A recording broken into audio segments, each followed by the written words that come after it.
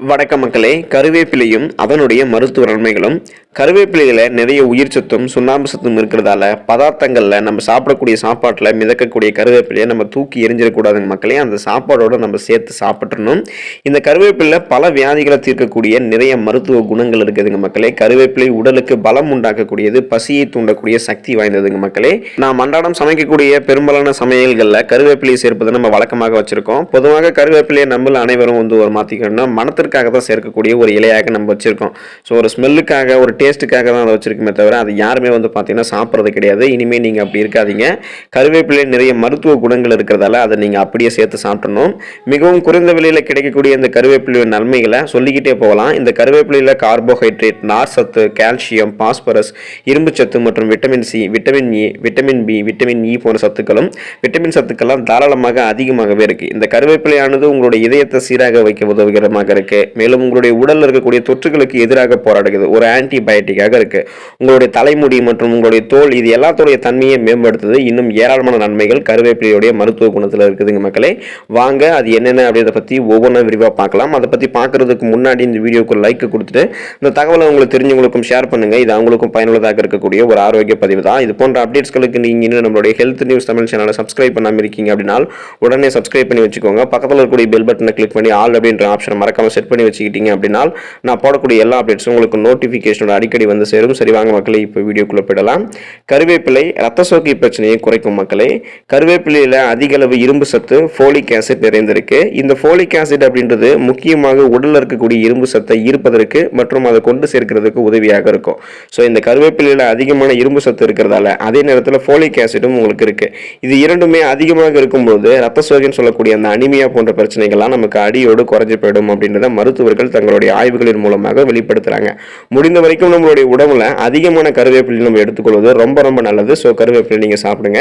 சர்க்கரை வியாதியோட இது பார்த்தீங்கன்னா இந்த கருவேப்பிலை இருக்கக்கூடிய ஊட்டச்சத்துக்கள் சண்டை போடும் மக்களே. கருவேப்பிலை பார்த்தீங்கன்னா நம்ம சாப்பிட்டோம் அப்படின்னா சர்க்கரை வியாதி குறைந்து விடும் அப்படின்றது ஓரிரு நாட்கள் கருவேப்பிலை நீங்கள் சாப்பிட்டுட்டு எனக்கு சர்க்கரை வியாதி குறையவே இல்லை அப்படின்னு சொல்றது சரியான விஷயம் கிடையாது. கருவேப்பிலை இருக்கக்கூடிய பலவிதமான நன்மைகள் சர்க்கரையினுடைய அளவை ரத்தத்தில் பார்த்தீங்க அப்படின்னா சீராக வைத்திருக்க உதவும்.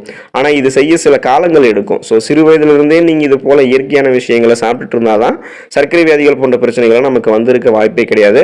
அப்படி வந்திருக்கு அப்படின்னாலும் நீங்கள் அதை குணப்படுத்திக்க தொடர்ந்து நீங்கள் கருவேப்பிலை எடுத்துக்கணும். ஸோ கொஞ்ச நாள் எடுத்துட்டு எனக்கு சர்க்கரை வியாதி சரியாகலை அப்படின்லாம் சொல்லக்கூடாது. நார் சத்தில் இருந்தது இந்த கருவேப்பிலைங்க மக்களே. கருவேப்பிலை உடலில் இருக்கக்கூடிய இன்சுலினுடைய அளவை சீராக வைத்திருக்கு. மேலும் இதில் இருக்கக்கூடிய நார் சத்தானது சர்க்கரையினுடைய அளவு மிகவும் கண்ட்ரோலாக நம்மளுடைய ரத்தத்தில் இருக்கிறதுக்கு உதவிகரமாக இருக்கு. நார் சத்து அதிகம் கிடைக்கும் பொழுது நார் சத்து அப்படின்றது ரத்தத்தில் இருக்கக்கூடிய சர்க்கரையினுடைய அளவை எப்போதுமே சீராக வைக்கிறதுக்கு நமக்கு ரொம்ப உதவிகரமாக இருக்குன்றதால நார் சத்தை நம்ம அதிகம் எடுத்துக்கணும். கருவேப்பிலையில் நார் சத்து மிகவும் அதிகமான அளவில் இருக்கிறதால இந்த கருவேப்பிலையை அது செஞ்சிடும்.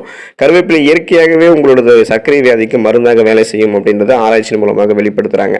செரிமானத்தை சீராக்குகிறது கருவேப்பிலை மக்களே. முக்கியமாக நம்ம கருவேப்பிலையை உணவுல சேர்த்துக் கொள்வதற்கு உண்மையான ஒரு காரணம் என்ன அப்படின்னு நீங்க யோசிக்க வேண்டிய விஷயம் இருக்கு.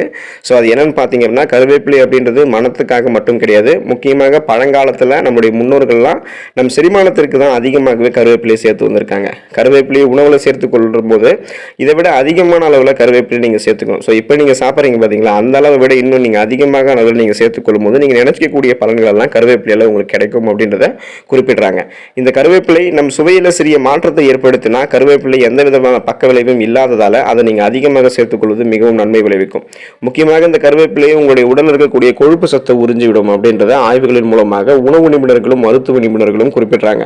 கொழுப்பு சத்தை குறைக்கும் பொழுது உடல் எடை அதிகரிக்காமலும் பாதுகாக்கப்படுது. ஸோ நீங்கள் உங்களுடைய உடல் எடையை ஆரோக்கியமான முறையில் குறைக்கணும் அப்படின்னு நினைச்சா கூட கருவேப்பிலையை நீங்கள் தொடர்ந்து உங்களுடைய உணவுகளை எடுத்துக்கலாம். கொழுப்பு சத்தை உறிஞ்சி விடுகிறது மட்டும் இல்லாமல் செரிமானத்தையும் கருவேப்பிலை சீராக்குது. ஸோ உங்களுக்கு மலச்சிக்கல் போன்ற அஜீரணம் போன்ற பிரச்சனைகள் இருக்கக்கூடாது, செரிமானம் சிறப்பாக நடைபெறணும், செரிமானம் தொடர்ந்து நமக்கு எந்த விதமான பிரச்சனையும் இல்லாமல் இருக்கணும்னு நினைக்கும் போது கண்டிப்பாக நீங்கள் கருவேப்பிலை எடுத்துக்கிறது ரொம்பவே நல்லது.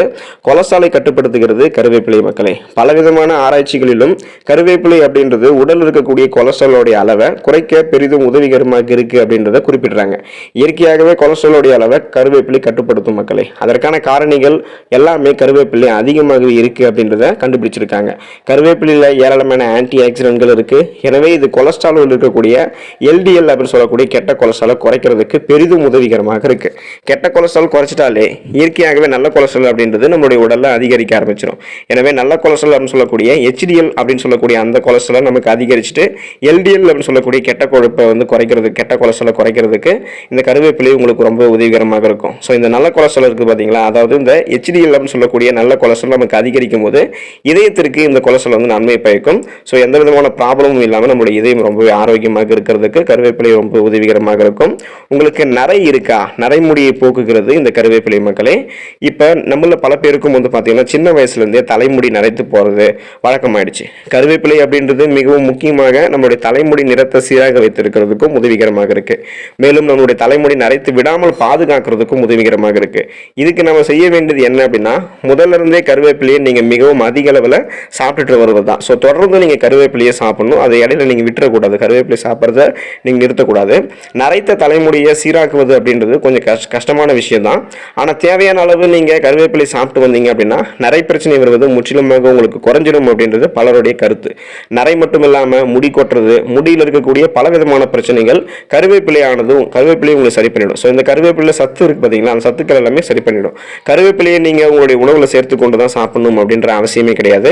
கருவேப்பிலை நீங்கள் பச்சையாக கழுவிட்டு சாப்பிடுவது பல விதமான நன்மைகளை உங்களுக்கு நேரடியாக கொண்டு வந்து சேர்க்கும் அப்படின்றத குறிப்பிட்றாங்க. தினமும் நீங்கள் சிறிதளவு கருவேப்பிலையை பச்சையாக சாப்பிட்டாலே உங்களுக்கு நிறைய மருத்துவ குணங்கள் வந்து கிடைக்கும். ஸோ மேலும் என்னென்ன மருத்துவ குணங்கள் கருவேப்பிலை இருக்குன்றத வாங்க ஒவ்வொரு விரிவாக பார்ப்போம். கருவேப்பிலை உங்களுக்கு இருக்கக்கூடிய பித்தத்தை தனித்து உங்களுடைய உடல் சூற்றை ஆற்றும் மக்களே. அதோடு கருவேப்பிலை கீரை மனதுக்கு உற்சாகத்தை கொடுக்கக்கூடியது. குமட்டல், சீதபேதியான உண்டாகி இருக்கக்கூடிய வயிற்று உளைச்சல், நாள்பட்ட காய்ச்சல், இது எல்லாத்தையுமே கருவேப்பிலை உங்களுக்கு குணப்படுத்தும் மக்களே. பித்த மிகுதியால் உண்டாகக்கூடிய பைத்தியத்தை குணப்படுத்த கருவேப்பிலை உதவிகரமாக இருக்கு. வாந்தி, நாக்கு ருசியற்று போதல், வயிற்றோட்டம், சாப்பிட்டவுடன் மலங்களிக்கக்கூடிய உணர்வு, பசியற்ற நிலை, சளி ஆகியவற்றை கருவேப்பிலை குணப்படுத்தும். கண்கள் ஒளி பெறவும், முடி நரைக்காமல் இருக்கிறதுக்கும், உங்களுடைய உடல் அதாவது உங்களுடைய மேனி எழில் பெறுவதற்கும் கருவேப்பிலை உதவிகரமாக இருக்கு. கருவேப்பிலை ஜூஸ், கருவேப்பிலை சாறு இருக்கு பாத்தீங்களா, இது ரத்தத்தில் இருக்கக்கூடிய வெள்ளை அணுக்களுடைய அதாவது ஒயிட் பிளட் செல்ஸ் அணுக்களுடைய அந்த செல்ஸை வந்து பார்த்தீங்கன்னா பலப்படுத்துது. பத்திய உணவு முறை சாப்பிடுபவர்கள் கருவேப்பிலையை துவையலாக சேர்த்துக் கொள்வது ரொம்பவே நல்லது.